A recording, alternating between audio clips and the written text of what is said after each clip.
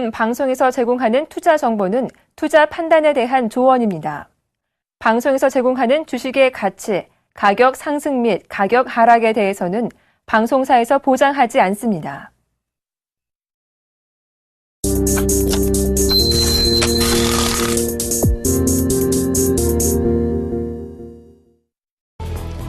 뉴욕 증시는 중국 경제 성장 둔화와 우크라이나 우려 등으로 인해 혼조세를 나타냈습니다. 다우지수는 0.07% 내린 16,340.08을 기록했고 나스닥 지수는 0.37% 오른 4,323.33을 나타냈습니다. S&P 500 지수도 0.03% 상승한 1,868.2로 마감했습니다. 뉴욕 맨하튼의 이스트 할렘에서 주거용 빌딩 두 채가 가스 누출로 추정되는 폭발로 붕괴됐습니다. 현재까지 사망자 2명과 20여 명의 부상자가 발생했고 10여 명이 실종돼 사상자가 더 늘어날 수 있을 것으로 보입니다. 미국 정부는 가스 누출로 폭발이 발생한 것으로 보고 있으며 테러 징후는 발견되지 않고 있다고 밝혔습니다. 유럽 증시가 하락 마감했습니다. 중국의 경제 성장 둔화 우려와 우크라이나 사태가 지속되면서 매도세가 우위를 나타냈습니다. 영국 증시는 0.97% 하락했고 독일 증시는 1.28% 내렸습니다. 프랑스 증시도 1% 하락 마감했습니다. 유로존의 1월 산업 생산이 2개월 연속 하락한 것으로 나타났습니다. 유로스타트는 유로존의 1월 산업 생산이 전달보다 0.2% 감소했다고 밝혔습니다. 이는 전문가 전망치 0.5%보다 낮은 것이며 작년 같은 기간보다는 2.1% 늘어난 수치입니다. 미국 등 주요 7개국 정상들이 우크라이나 크림자치공화국의 주민투표 결과를 인정할 수 없다고 선언했습니다. 크림자치공화국은 오는 16일 크림반도를 러시아에 통합하는 방안을 놓고 찬반 주민투표를 실시할 예정입니다. G7은 성명서를 통해 러시아 군대가 크림반도에 주도하고 적절한 준비 과정을 밟지 못한 상황에서 이뤄진 주민투표는 과정상의 심각한 오류가 있을 수 있다고 밝혔습니다. 스탠리 피셔 미국 연방준비제도 이사회 부의장 지명자는 경기 부양을 위한 확장적인 통화 정책은 여전히 유효하다고 밝혔습니다.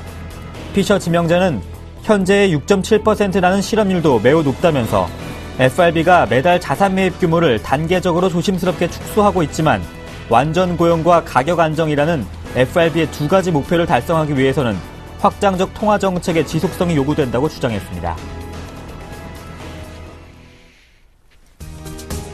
안녕하세요. 굿모닝 대박예감의 강동석입니다. 뉴욕 증시는 중국 성장 둔화와 우크라이나 사태 등의 영향으로 혼조세로 마감했습니다.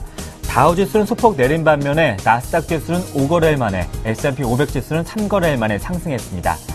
투심이 다소 위축됐지만 뉴욕 증시 반등이 나오면서 시장은 점점 안정세를 찾아가고 있습니다. 한편 스탠리 피셔 연준 부의장 지명자는 인사청문회를 앞두고 연준이 경기 부양 기조를 유지하면서 테이퍼링을 신중하게 단행해야 된다고 밝혔습니다. 일부 의견은 옐런 의장과 다른 식견을 보여주기도 했는데 우선 시장 전망은 이번 FOMC에서 100억 달러를 추가 테이퍼링 할 것으로 보고 있습니다.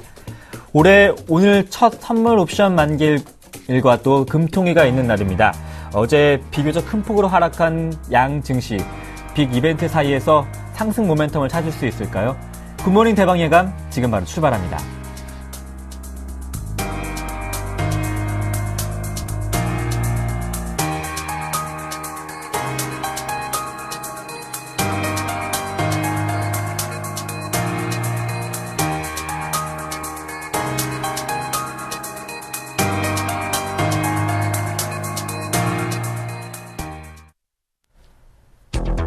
스탠리 피셔 연준 부의장 지명자는 미 연준의 확장적 통화정책 기조는 고실업과 저인플레이션을 감안할 때 아직 필요한 것이라고 밝혔습니다. 먼저 마감된 글로벌 소식 챙겨보겠습니다. 레이크쇼 인베스터스의 이현민 이사님과 함께합니다. 안녕하십니까? 안녕하십니까? 네, 뉴욕 증시는 다우를 제외하고는 모두 상승 반등이 나왔습니다. 유럽에서는 혼조를 보였고요. 그렇습니다. 뉴욕 증시가 힘이 좀 딸리네요. 네. 그죠? 이번 주 내내 힘이 좀 딸립니다. 전반적으로 이것을 이제 그 중국의 불안이나 네. 이런 부분으로 이제 치부를 하고 있지만 결과적으로 속내를 들여다보면 뉴욕 증시에 좀 고민이 있는 것으로 보입니다. 오늘 지수부터 먼저 살펴드리겠는데요. 오늘 다우지수는 소폭 내려갔습니다. 0.07%가 하락한 16,340으로 마감이 됐습니다. 나스닥은 0.37%가 반등이 됐고요. 4,328로 마감이 됐습니다. S&P 500 지수는 강보합세 0.03% 오른 1,868로 마감이 됐습니다. 역시 뉴욕 증시와 유럽 증시 계속적으로 현재 괴롭히고 있는 외부 악재죠. 이 중국의 경기 하강 리스크하고 우크라이나의 해법의 신속하게 나오지 못하는 이런 내용에서 뉴욕 증시가 좀 주춤하는 이런 흐름이라고 보겠습니다. 어제 이제 중국 인민은행이 경기 하강이 만약에 심하게 하락세로 기울 경우에는 지준율 인하 카드도 쓸 수 있다 이런 얘기가 좀 나왔고요. 오늘도 뉴욕 상품 시장에서 가장 관심이 컸던 것은 금 가격과 동 가격의 흐름입니다. 동 가격은 최근에 부진세에서 가까스로 0.25% 장중 반등하는 수치가 나왔지만 현재로서는 가격 하락세가 다소 좀 주춤한 이런 흐름이라고 볼 수가 있겠고요. 동 가격은 런던 금속 거래소에서는 계속적으로 현재 하락세가 나오고 있습니다. 특히 이 동을 중국의 일부 기업들이 담보로 은행에서 대출을 신청하는 내용으로 쓰기 때문에 어려운 부분이 좀 나오지 않을까 이렇게 염려를 좀 한다라고 볼 수가 있겠고요. 스탠리 피셔 전 이스라엘 중앙은행 총재가 오늘 시각으로 이제 상원 인준 청문회가 예정돼 있습니다. 뒤에서 자세히 좀 살펴드릴 거고요. G7이 우크라이나에서 러시아 군대가 철수하기를 일단 종용을 했습니다. 러시아 제재 방침이 나왔고 오바마 대통령을 방문한 현재 EU 가도정부의 야체누크 총리가 회담이 있었고요. 유가가 오늘 $100가 깨졌습니다. 유가는 텍사스산 원유 가격으로 $97 99센트로 마감이 됐습니다. 이 경기 하강, 중국의 경기 하강 리스크가 유가를 끌어내리고 금 가격은 반사이익으로 안전자산 선호 심리로 끌어올리는 이런 흐름인데요. 금 가격은 오늘 온스당 $1,370 50센트, $1,350에서 크게 오른 수치로 나왔습니다. 유럽 증시는 영국이 0.97% 하락세가 나왔고요. 독일은 1.28% 낙폭이 좀 컸습니다. 프랑스 지수도 1%가량 떨어지면서 3대 주요 지수 모두 하락세가 좀 나왔습니다. 유로존의 1월 산업 생산이 0.2% 떨어진 수치로 발표가 돼서 예상치 0.5 정도 오를 것으로 예상을 했는데 이것이 빗나간 부분, 그 다음에 우크라이나의 여진이 계속적으로 유럽 증시에 발목을 잡고 있는 형국이라고 보겠습니다. 말씀하신 대로 최근 금 가격이 가장 견조한 흐름 나타내고 있습니다. 작년과는 대조되는 것인데요. 중국 성장 둔화 우려와 또 우크라이나 사태로 인해서 금 가격이 반사이익을 얻고 있어요. 그렇습니다. 저희가 이제 $1,300 온스당 올라섰을 때 이제는 아주 어려운 국면에서는 이제 벗어났다 이렇게 말씀을 드렸고 안정적인 가격 흐름을 조금 예상을 했는데요. 벌써 이제 $1,400 거의 언저리 수준까지 왔습니다. $1,370까지 올라왔으니까요. 골드만삭스나 소시에테 제너럴 지난해 말과 올해 초에 금 가격에 대해서 혹평을 했죠. 더 이상 얘기가 안 나오고 있습니다. 자신들의 견해가 틀렸다는 것을 현재 침묵으로 일관하는 이런 흐름이라고 볼 수가 있겠는데요. 먼저 자료 화면을 보시겠습니다. 외부 기사가 현재 들어와 있는데요. 마켓워치의 화면입니다. 금 가격의 최근 상승세에 대해서 나오고 있습니다. 제목도 Gold Future Mark Highest Close in 6 months 이렇게 썼습니다. 6개월 내 최고치 수준까지 현재 올라왔다라고 얘기를 했고요. 그 다음에 은 가격도 금 가격을 추종하는 이런 가격이 나오고 있습니다. 뒤에 부제로 Silver takes gold Q higher 이렇게 썼습니다. 뒤쪽에 보면 중국 시장의 어려운 경기 하강 리스크 때문에 동 가격이 계속적으로 현재 3달러 미만에 머물고 있다는 이런 흐름이 그 부재로 현재 밝히고 있습니다. 금 사진이 특히 그 빛을 발하는 금 가격의 그 내용을 사진에 좀 실어서 금 가격이 굉장히 그 샤이닝 이렇게 그 조명을 받아서 아주 좀 최근에 상승세를 그 담보하는 이런 흐름으로 현재 가격을 실었습니다. 은 가격도 20달러 수준에서 계속적으로 그 머물고 있었는데요. 오늘 뉴욕 상품거래소에서는 21달러 36센트로 마감이 됐습니다. 이 은 가격은 금 가격을 추종하는 이런 흐름이라고 볼 수가 있겠고요. 지난해 연말에 금 가격은 1205달러 65센트였습니다. 오늘 마감 가격이 1370달러 50센트니까요. 13% 올해 주요 내용으로 보면 금 가격에 좋은 흐름이 계속적으로 현재 나오고 있는 상태입니다. 앞서 말씀을 드렸지만 금 가격의 약세 기조를 예상을 했던 주요 투자은행들이 현재 침묵이 나오고 있고 월가 쪽에서도 우크라이나 사태와 중국의 경기 하강 리스크 이런 점에서 엔달러 환율의 엔화의 강세 기조, 안전자산 심리의 미 국채와 금 가격의 선호 심리는 당분간 조금 더 지속될 것으로 현재 풀이를 하고 있습니다.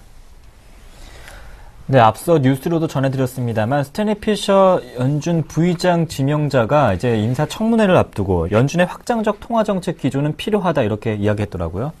그렇습니다. 일단 인준을 받아야 되는 입장에서는 네. 시장이 불협화음은 내지 않으려는 그런 자세가 역력합니다. 이제 인준을 받고 네. FOMC에 들어가서 자신의 목소리를 낼 때는 조금 달라질 수는 있을 겁니다. 네. 그렇지만 조금 이 상원의 인준을 받아야 되기 때문에 온건한 톤으로 얘기를 한다고 보겠습니다. 기사를 준비를 했는데요. 마켓워치의 자료 화면입니다. 여기 피셔 총재가 보이는데요. 백발이 성성한 나이가 꽤 연륜이 있으신 분이라고 보겠습니다. 전 이스라엘 총재고 로렌스 서머스 전 재무장관이었죠. 그 다음에 현재 연준의 의장을 맡고 있는 연월 의장이 모두 MIT 대학에서 스탠리 피셔 총재가 교수로 일을 할 때 제자로서 배웠던 이런 부분입니다. 피셔 총재는 현재 고용 시장의 불안 요소, 완전 고용과는 다소 현재 좀 거리가 있다. 이런 부분을 계속 얘기를 하고 있고요. 경기 부양적인 통화 기조 이런 부분도 필요하다라고 밝혔습니다. 여기 보시면 실업률의 그림이 나와 있는데요. 6.7 정도도 계속적으로 현재 하강 추세는 가져가고 있습니다. 그렇지만 노동 참여율이 계속적으로 올라오지 못하고 있고 완전 고용의 내용과 현재의 실업률 수치의 괴리감 이런 부분에 대해서도 스탠리 피셔가 공감을 표하고 있는 이런 모습이라고 볼 수가 있겠습니다. 현재 상원 인준에서는 공화당의 밥 코커 의원은 이 피셔 인준에 대해서 지지 의사를 표명을 했고요. 일부 민주당 의사들은 스탠리 피셔 인준에 대해서 큰 걸림돌이 없을 것으로 현재 전망이 되고 있습니다. 여기 부제를 보시면 라엘 블레이너드, 그 다음에 제롬 파웰, also offer comments 이렇게 썼습니다. 라엘 블레이너드 전 재무차관은 이번에 이제 신임 연방위원으로 이제 지명이 됐고요. 제롬 파웰은 재지명이 된 연방위원이라고 보겠습니다. 역시 오늘 같은 날 같이 이제 청취를 한다라고 볼 수가 있겠는데요. 이 제롬 파웰 연방위원이 기존에 자신의 연방위원으로 봉직을 했던 부분에서 재지명을 받았기 때문에 이 스탠리 피셔 총재에게도 이 연준 상원 인준에 필요한 팁이나 조언들을 많이 할 것으로 현재 예상을 할 수가 있겠습니다. 우크라이나 과도정부 총리와 또 미국의 오바마 대통령이 만났습니다. 계속해서 미국은 러시아에 대해서 압박을 가하고 있는데요. 그렇습니다. 결국에는 이제 과도정부 총리가 네. 워싱턴을 방문을 해서 우리의 영토와 주권에 대해서 지지를 해주고 이에 대해서 군사적인 그런 말까지는 언사에 담지는 않았지만 네. 우리 영토를 수호해 달라라고 아주 강력하게 요청을 했습니다. 이에 대해서 이제 오바마 대통령이 군사적인 그런 내용에 대해서는 말을 함구를 했는데요. 그렇지만 러시아가 EU와 미국의 그 요청을 거부할 경우는 네. 그에 따른 대가를 톡톡히 치를 것이다 이렇게 얘기를 했습니다. 오바마 대통령으로서는 강성 기조의 어느 정도 최극단은 아니지만 네. 이 총리에게 줄 수 있는 선물로서는 큰 언변이 나왔다 이렇게 볼 수도 있겠습니다. 자료 화면을 준비를 했는데요. 그 외부 기사가 나와 있습니다. 그 로이터의 화면에서는 EU가 러시아에 대해서 자산을 동결하고 비자 발급을 중단하는 이런 여러 가지 내용들을 여기 뽑았습니다. 여기 보시면 트래블 밴스 온 러시아까지도 나와 있는데요. 러시아로 여행하는 것까지도 금지하겠다. 이렇게 그 일반 국민들의 여행까지도 금지하는 비교적 강한 내용의 톤이 현재 나오고 있는 이런 내용이라고 보겠습니다. 하나 더 자료는 마켓워치의 자료 화면인데요. G7 leader wants Russia not to annex Crimea 이렇게 썼습니다. 여기 보시면 크림반도를 러시아에 병합하는 것에 대해서 반대 입장을 기사를 통해서 반대한다는 내용이 나왔다라고 여기 나와 있고요. 마지막 기사는 이제 그 뉴욕 타임즈의 기사입니다. 여기 보시면 이제 오늘 회담을 가졌던 오바마 대통령과 그 야체누크 이 총리와의 회견에 바로 그 전에 나왔던 기사라고 보겠습니다. 여기 보시면 How to punish Russia라고 썼습니다. 어떻게 러시아를 혼낼 것인가, 요리할 것인가 이렇게 볼 수가 있겠습니다. 여기 보시면 이 아르세니 야체누크 총리의 사진이 현재 걸려 있고요. 그 크림반도에서 현재 그 미국은 러시아 군대가 철수하기를 계속 종용을 하고 있지만 이 그 우크라이나를 경유하는 이 가즈프롬의 가스 배관을 놓칠 수가 없기 때문에 계속적으로 무력 시위를 하고 있는 상태입니다. 이런 관심이 가는 부분에서 물밑 접촉 대화는 어떻게 진행될 것인가 이런 부분도 상당히 관심인데요.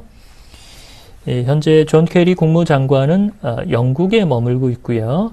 내일 러시아 외무장관인 세르게이 라브노프 장관을 내일 미팅할 것이다. 내일 만나서 대화를 할 것이다. 이렇게 얘기를 하고 있습니다. 결국에 러시아가 러시아로 초청을 했지만 러시아로 들어가는 것을 현재 거부한 상태고요. 내일 만약에 외무장관과 국무장관이 만나서 대화가 된다면 모종의 조금의 진전 사항이 좀 있을 것으로 좀 기대를 하겠습니다. 이렇게 러시아에 대한 압박 수위가 많아지자 러시아의 마이섹스 지수는 오늘 2.6%가 내려갔고 러시아 루블화도 나흘째 현재 약세 기조를 가져가고 있습니다. 여러모로 이 우크라이나 사태가 장기화되는 것은 유럽 증시의 부정적인 역화가 계속적으로 나올 수 있다는 측면에서 보면 뉴욕 증시도 이 수순이 빨리 그 봉합점을 찾기를 기대한다라고 볼 수가 있겠습니다. 네, 이번에는 일본으로 가보겠습니다. 도요타 자동차를 포함해서 일본의 대기업들이 기본금을 인상하고 나섰습니다. 아베 총리의 부름에 좀 대응하고 있는데요. 그렇습니다. 이렇게 이제 정부에서 독려를 하니까 네. 이렇게 인상을 해 주는데요. 이것이 이제 한꺼번에 나오니까요. 네. 이게 그 정부의 입김에 그냥 따라주는 거, 어쩔 수 없이 따라주는 것이 아니냐. 이제 우리가 얘기하기를 일본 정부 주식회사 이렇게 좀 빗대서 얘기도 네. 하고 있습니다. 그만큼 이제 일사불란하게 좀 그 장점을 들 수가 있는데요. 단점은 그만큼 대기업들이 자신의 목소리를 크게 내지 못한다는 점을 들 수가 있겠습니다. 기사를 준비를 했는데요. 로이터의 화면입니다. 제목부터 보시겠는데요. Japan top firms raise pay, but benefits is blunted by sales tax cycle 이렇게 썼습니다.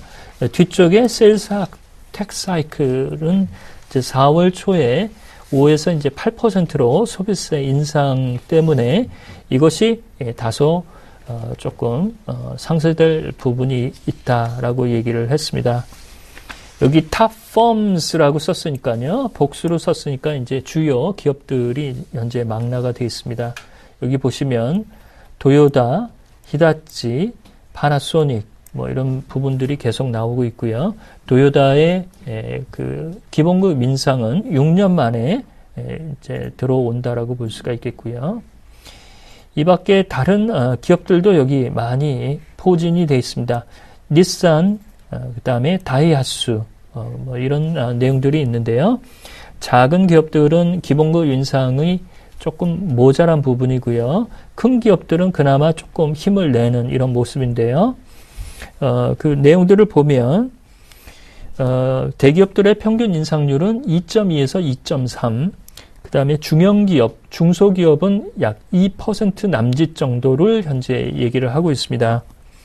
현재 일본 정부가 요청하는 부분은 기본급 인상을 4,000엔 수준으로 얘기를 하고 있는데요.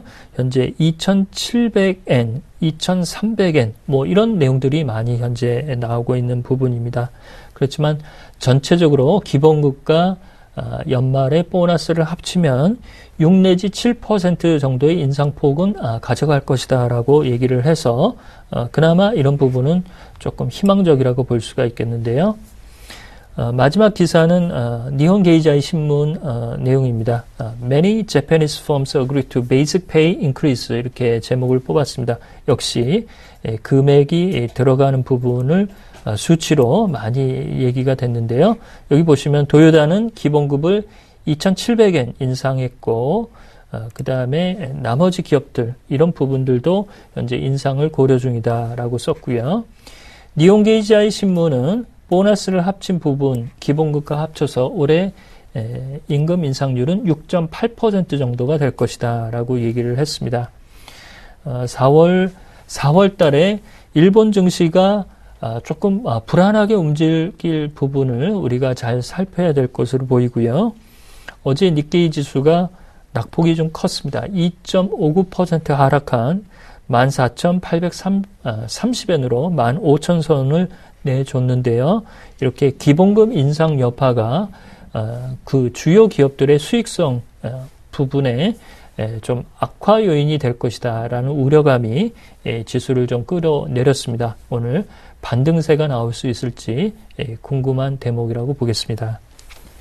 네, 일본 4월 소비세 인상 후에 또 일본의 경제 상황까지 한번 체크해보면서 또 대응 전략도 한번 짜봐야겠습니다. 지금까지 글로벌 소식 챙겨봤습니다. 레이크쇼 인베스터스의 이현민 이사님과 함께했습니다. 고맙습니다.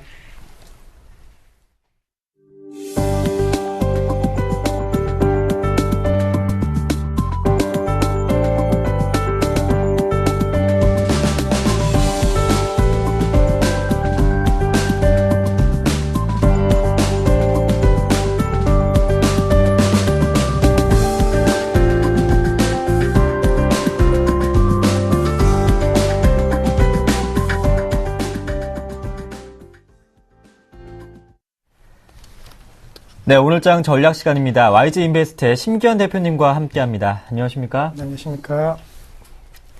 네, 오늘장에 미칠 만한 이슈들 한번 살펴보겠습니다. 네, 첫 번째 이슈는 중국 경제지표 부진과 우크라이나 사태 장기화 움직임 속에 중국의 영향력이 계속해서 확대될지도 한번 살펴보고요. 한국과 캐나다의 FTA 타결과 또 신차 발표에 대한 기대감 속에 자동차주의 수혜주에 대해서 또 알아보겠습니다. 구리 가격이 2010년 7월 이후 최저치를 보이면서 원자재 업종의 상황에 대해서 자세히 한번 분석해 보겠습니다.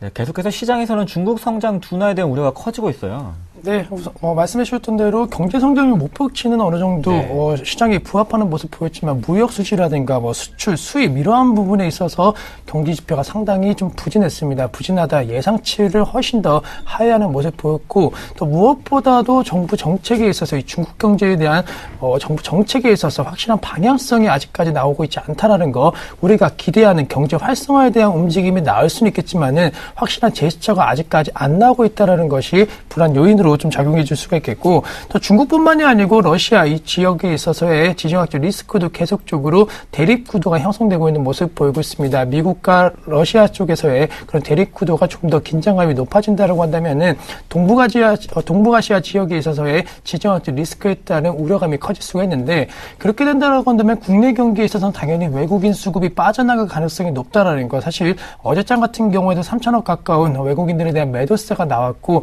선물로서 동시 만기를 앞두고 그에 대한 영향력도 물론 있었겠지만은 어쨌든 간에 해외 이슈에 따른 지속적인 바이코리아 그리고 이머징 마켓에 있어서의 지금 진짜 나가는 그런 상황이 좀 연출될 가능성 높을 것으로 판단되고 있기 때문에 셀코리아에 대한 우려감이 높아진다라고 한다면은 지수에 대한 수급 불안감 커질 수가 있겠고 무엇보다도 이러한 수급의 방향성이 결정될 수 있는 요인 중에 하나가 바로 환율 시행인데 환율 역시나 변동성이 상당히 커질 가능성이 높을 것으로 판단되고 있습니다. 또한 최근에 위안화가 대세 상승에 대한 기조가 약간은 지금 꺾이고 있는 모습 보이고 있기 때문에 달러와 그리고 위안화에 대한 움직임이 전체적으로 이머징 마켓 그리고 중국 시장, 우리 시장에 대한 수급이 어떻게 될지에 대해서 결정적인 요인으로 작용할 수 있기 때문에 그러한 부분을 좀 체크를 하시면서 시장을 대응 전략을 짜셔야 되지 않을까라고 말씀을 드리도록 하겠습니다.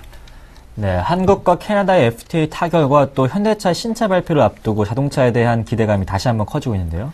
네, 우선은 자동차 업종에 대한 관심이 좀 높아지고 네. 있고 또 무엇보다도 호재성 재료들이 좀 많아지고 있습니다. 아무래도 그동안 약간은 상승세의 제한 요인으로 되었던 신차 효과가 없었다라는 거. 하지만 NF 소나타를 중심으로 해서 신차 효과 가시화 그리고 NF 소나타 사전 예약을 봤을 때 국내 자동차 산업에 대한 소비 심리가 어느 정도는 아직까지는 견조하다라는 점을 보여줬다라는 것이 긍정적인 키포인트로 작용할 수 있을 것으로 판단되고 있고 또 한국과 캐나다의 FTA 타결에 대한 최대 수혜주로 역시나 자동차 업종이 떠오른다라는 거. 국내에 있어서는 글로벌 경제력 11위인 캐나다와 그리고 교역량에 있어서는 25위권에 있는 캐나다에 있어서 이 관세 협회와 관련된 기대감이 자동차 업종에 대한 상승세를 이끌어줄 것이라는 얘기가 나오고 있는데 이로써 국내 자동차 산업 같은 경우는 한 6% 정도의 가격 경쟁력을 확보했다라는 분석이 힘이 실리고 있습니다. 그만큼 일본 차라든가 다른 나라 차들과의 경쟁력에서 좀 더 우위를 차지할 수 있다는 거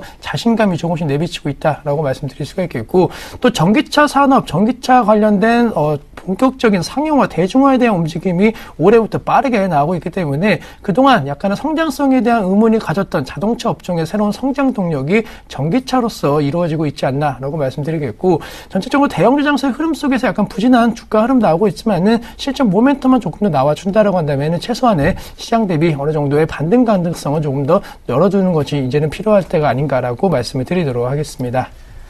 금 가격은 최근 견조한 상승세 보이고 있지만 구리 가격은 3년 반 만에 최저 수준을 보이고 있습니다. 원자재 업종에 대한 대응 전략이 시급할 것 같은데요. 네, 우선은 원자재 업종 같은 경우에는 아무래도 앞서 말씀드린 중국의 경제 성장률 둔화 우려감 속에서 함께 하락하고 있는 것이 아닌가라고 말씀드릴 수가 있겠고 네. 중국의 경제가 살아나고 또 중국 산업이 활발하게 움직여야지만이 원자재 수요가 늘어나고 그에 따른 가격도 상승세를 보일 가능성이 높을 것으로 판단되고 있기 때문에 원자재 시장의 움직임의 방향성은 역시나 중국 경제가 갖고 있다라고 말씀드릴 수가 있겠고 하지만 무조건적으로 원자재 시장의 급락 흐름이 세계적인 경기 둔화를 의미한다라는 것은 아닙니다. 아무래도 원자재 수입률이 높은 그러한 나라라든가 그리고 기업에 있어서는 오히려 호재성 재료가 될 수 있을 것으로 판단되고 있기 때문에 다시 말해서 이러한 부분이 언급이 된다라고 한다면은 국내 한국 경제에 있어서는 조금은 이익 구조가 개선될 가능성이 높은 환경으로 조성될 수 있다라는 거 원자재 수입 비율이 높은 그러한 종목에 대한 투자 전략은 상당히 좋을 것으로 판단되고 있기 때문에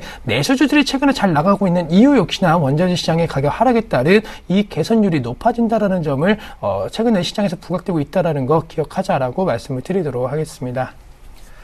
오늘이 올해 들어 첫 선물옵션 동시만기일입니다. 어제 외국인과 기관의 쌍끌이 매도에 양시장이 비교적 큰 폭으로 하락했는데요. 오늘장 대응 전략 한번 세워볼까요? 네, 우선은 선물 옵션 동시 만기일에 대해서는 약간 지금 시장의 지배적인 의견 같은 경우는 큰 영향은 없을 것이라는 네. 분석 나오고 있습니다. 뭐 잘 아시겠지만은 매수 차익 장고 같은 경우에는 연중 최저치를 현재 기록을 하고 있기 때문에 그만큼 수급에 대한 불안감은 그렇게 크지 않다라고 말씀드릴 수가 있겠고, 또 언제부턴가 이 선물 옵션 동시 만기 그리고 옵션 만기일에 있어서 시장의 영향력이 그렇게 커지지 않았다라는 거, 변동성도 작아졌고, 또 일각에 있어서는 약간은 프로그램 매수, 즉 선물 옵션 동시 만기 선물까지 기대하는 상황으로 전개가 되었기 때문에 과거와 다르게 이러한 선물 옵션 매매에 대한 전략이 현물 시장에 영향을 주는 것은 많이 줄어들었다라고 정리드릴 수가 있겠고, 개인적으로 그것보다는 차라리 금통위의 금리 결정이 좀 더 중요하지 않을까라고 말씀드릴 수가 있겠습니다. 물론 금리 동결이 거의 확실시되고 있는 상황이지만은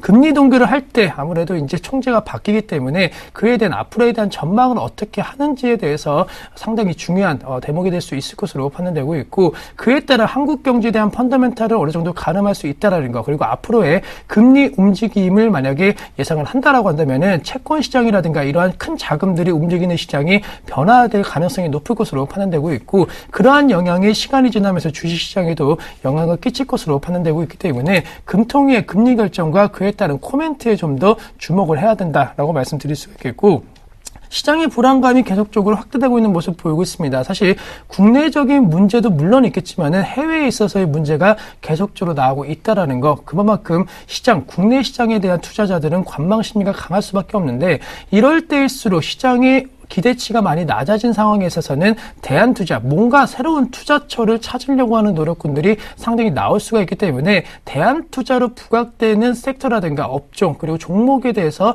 관심을 갖자라고 말씀드리는데, 크게 여러 가지 대안투자에 대한 역할을 해줄 수 있는 종목군들이 있겠지만은 배당과 관련된 메리트가 있는 종목군들에 대해서는 다시 한번 시장 대비 강세 흐름 보일 가능성 높을 것으로 판단되고 있습니다. 아무래도 주식시장에 대한 기대 수익률이 낮아지는 상황에 있어서는 이 배당 그리고 예금 금리가 계속적으로 지금 초저금리가 나오고 있기 때문에 배당에 대한 매력도가 단순히 기관 투자자들 중심으로 해서 나오는 것이 아니고 이제는 개인 투자자들까지도 확대되고 있다라는 거, 그리고 회사채 시장에 대한 아직 신뢰성이 완전히 회복된 것은 아니기 때문에 배당 투자에 대한 매력도가 높은 중소형주 중심에 있어서는 상승 탄력도가 상당히 커질 수 있을 것으로 판단되고 있기 때문에 배당 투자라고 한다면은 상당히 기대 수익률을 낮추는 그런 전략이 아닌, 이제는 배당 투자가 배당 수익률을 기반으로 한 매매 차익까지도 노릴 수 있는 종목으로 변모하고 있다라는 거, 단순히 9월달, 10월달에 투자하는 전략이 아니고 이제는 사계절 내내 투자가 가능한 그러한 섹터로, 그리고 대안 투자로 역할이 부상하고 있다라는 거 기억하실 필요가 있겠고, 업종 흐름에 있어서 앞서 자동차 업종을 말씀드렸는데, 전기전자 관련된 업종군들, 특히나 IT 부품 관련된 종목군들에 대한 상승세가 좀 더 이어질 가능성 높을 것으로 판단되고 있습니다. 최근에 코스닥 시총 상위 종목군의 흐름에 있어서 가장 상승세가 눈에 띄는 종목 바로 3S를 들 수가 있는데, 그만큼 그동안 약간 시장에서 그렇게 크게 이슈가 되지 않았고 성장률에 대한 부담감도 있었다. 하지만 최근에 그런 성장률에 대한 부담감을 많이 이겨내고, 또 여러 가지 납품 공급 체결이라든가 이러한 모멘텀이 있는 종목 위주로는 지속적인 상승세가 IT 부품 쪽으로 나오고 있기 때문에 코스피 시장의 대형주 전기전자 업종 같은 경우에는 약간은 주가 고평가에 대한 논란이 좀 나오고 있고, 주도 종목군이 없다라는 것이 약간은 아쉽지만은 반대로 코스닥 IT 부품 같은 경우에는 성능적인 측면 그리고 경쟁력인 측면 그리고 IT 업계에서도 빠르게 지금 시대적인 변화, 패러다임이 많이 변화되면서 새로운 종목군들이 발굴되고 있기 때문에 코스닥 시장으로 접근하실 때에는 IT 부품 쪽에서 옥석 관리를 통한 전략을 하신다라고 한다면은 시장 대비 좋은 결과 있는 전략을 꾸릴 수 있지 않을까라고 말씀을 드리도록 하겠습니다. 선물 옵션 동시만기일에 대한 영향력은 그리 크지 않을 것이기 때문에 금통위에서 나올 코멘트에 한번 주목해보자, 이렇게 말씀해 주셨습니다. 지금까지 YG인베스트의 심기현 대표님과 함께했습니다. 고맙습니다.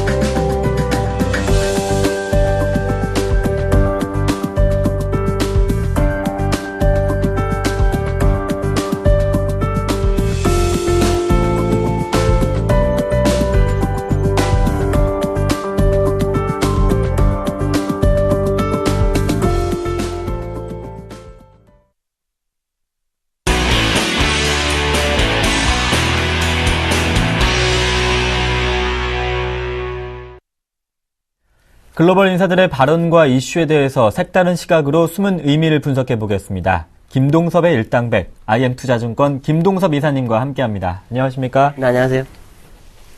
네, 바로 첫 번째 이슈 화면을 통해서 만나보겠습니다.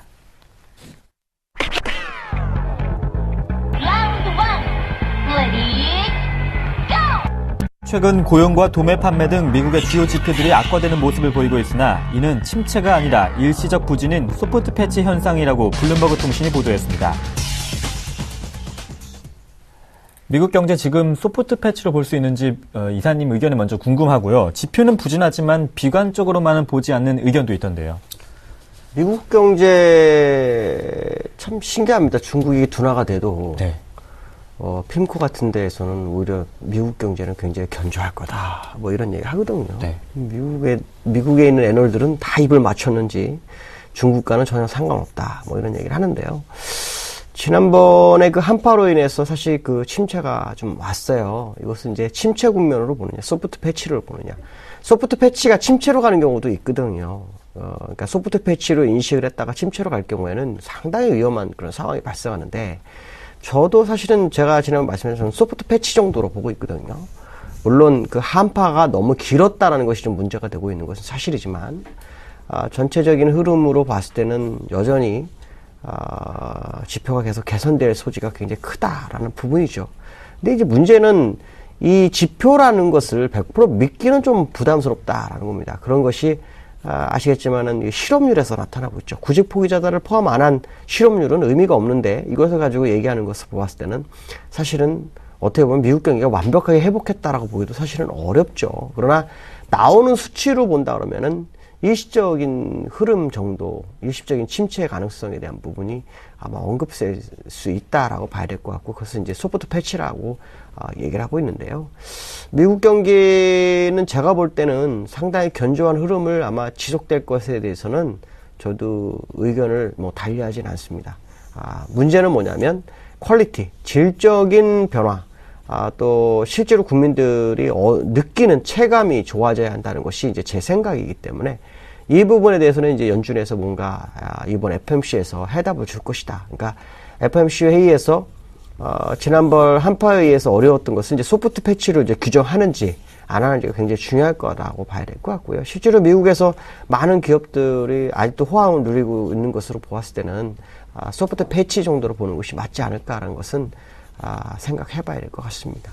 네, 이제 미국 경제가 소프트 패치로 보이는 것은 김동섭 이사님도 동의를 하셨습니다. 하지만 질적인 변화, 또 미국 경제 국민이 느끼는 미 경제에 대해서 변화는 어떻게 될 것인지 FOMC에서 한번 의견을 한번 지켜봐야겠습니다. 두 번째 이슈는 FOMC 내용 한번 살펴보겠습니다.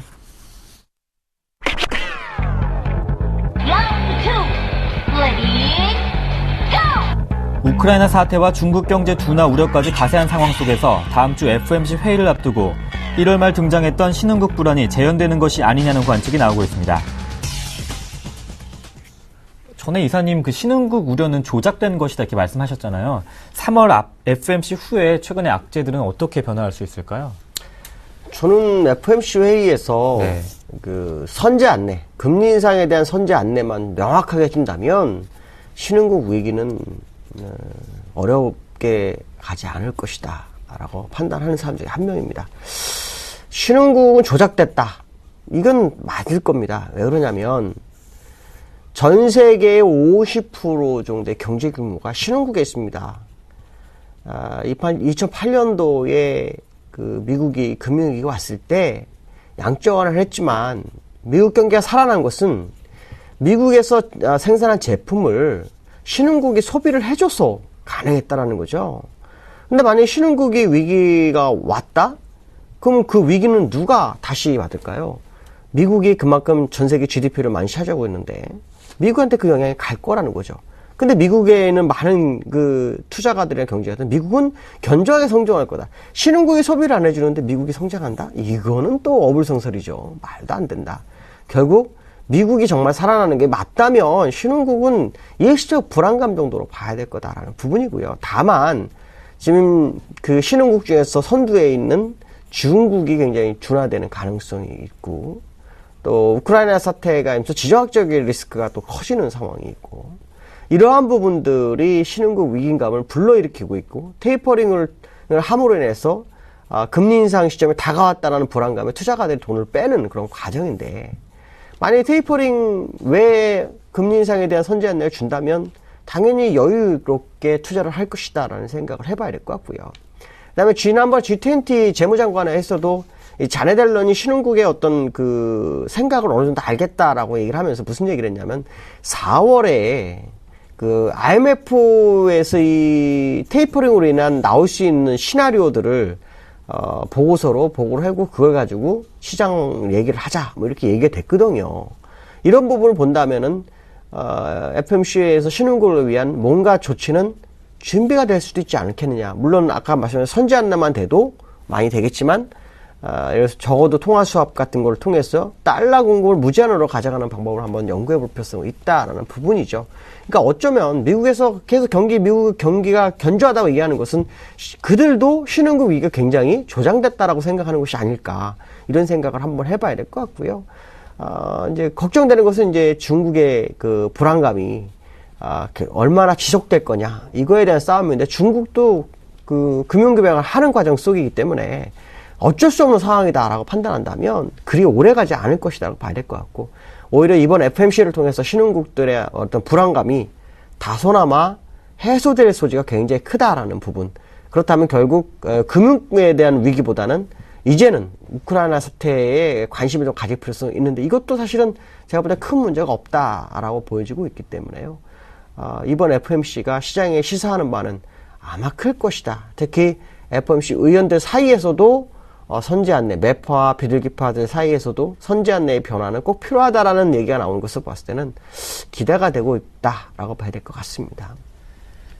이번 FMC가 무엇보다 중요할 것 같습니다. 이제 신흥국 우려는 일시적인 현상으로 볼 수 있고, 이제 금리 인상 선제 안내만 정확하게 제시된다면 신흥국 우려 해결할 수 있지 않을까 이렇게 해결 방법을 한번 말씀해 주셨습니다. 계속해서 마지막 라운드가 이어집니다.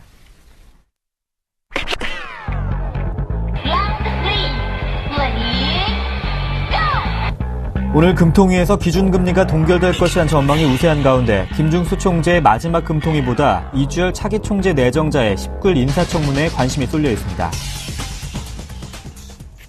이주열 총재 내정자 이제 정부 정책에 공조할 수 있는 인물이다 이렇게 평하셨는데 어떤 발언들을 하게 될까요?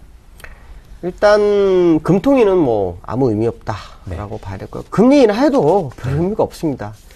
지금은 이제 새로운 총재가 향후 4년 동안 시장을 어떻게 끌고 갈 것이냐라는 그 통화정책의 뷰가 굉장히 중요하죠.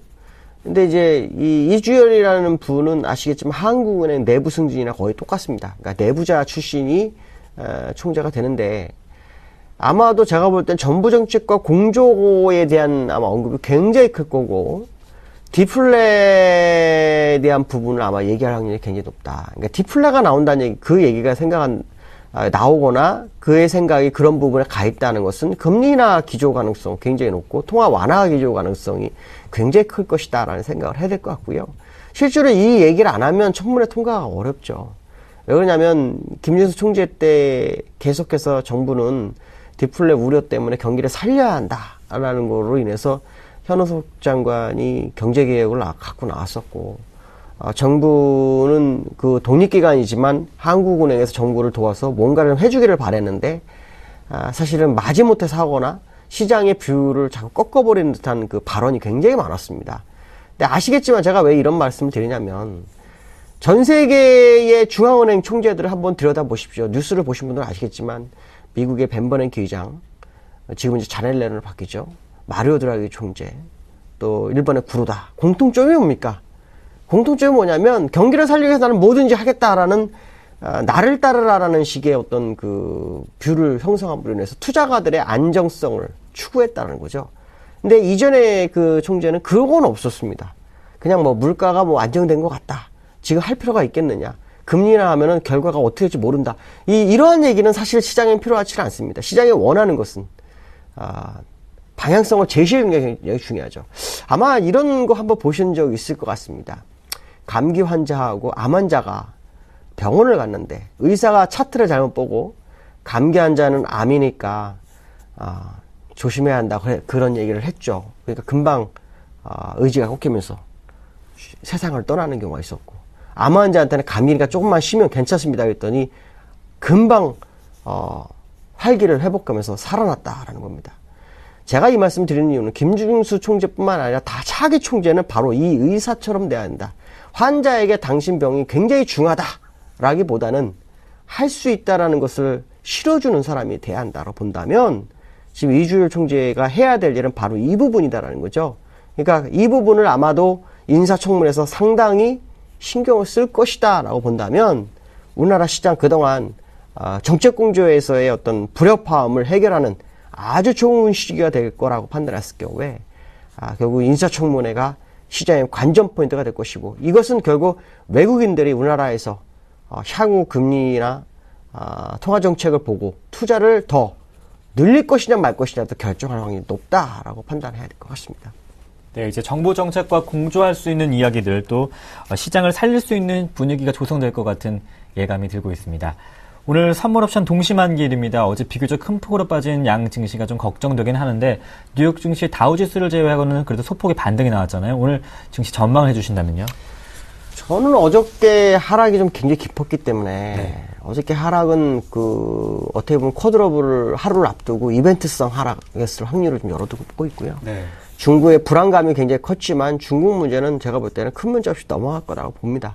오히려 기회일 확률이 높다라고 판단한다면 오늘 같은 경우에는 오히려 이제 위쪽으로 움직일 확률을 좀 열어두고 보시는 게 좋을 것 같고요. 그렇다 해서 뭐 초급등 이런 것을 말하는 것은 아니고요. 적어도 어저께 하락에 대한 심리를 깨트리는 반등은 있지 않겠느냐라는 생각을 해봐야 될 것 같고, 다만 외국인들이 선물 매도를 상당히 많이 했기 때문에 이 매도 물량 때문에라도 사실은 큰 상승을 바라보는 것은 좀 쉽지 않을 수 있는 부분은 있다. 그러나 기관들이 포트를 정리하는 상황이 발생한다면, 포트를 정리해서 새로운 3개월을 준비하는 윈도우 드레싱 형식의 어떤 모습이 나온다면, 매수세가 들어온다면 그 시장은 오히려 또 급등 가능성도 있는 상황입니다. 전체적으로는 하락 쪽으로는 좀 제한될 수 있는 부분이고, 상승 쪽으로는 좀 열려있을 확률을 좀 열어두고 보시는 게 좋지 않을까라고 말씀드릴 수 있고요. 결제 구간은 저는 252.5를 전후로 한 풋콜, 252.5 콜이냐 252.5 풋이냐 싸움이 아닐까라는 생각을 하고 있습니다. 오늘 지수는 어제 하락에 대한 반등이 나올 것이며 상승 쪽에 좀 더 무게감을 실어주시면서 기관의 움직임, 특히 매수가 들어올지 한번 관심 있게 보자, 이렇게 정리해 주셨습니다. 지금까지 IM투자증권 김동섭 이사님과 함께했습니다. 말씀 잘 들었습니다. 고맙습니다. 네, 감사합니다. 3월 13일 굿모닝 대박 예감이었습니다. 선물옵션 동시만기일인데요. 변동성 장세에서도 또 성공 투자하시길 바라겠습니다. 시청해주신 여러분 고맙습니다.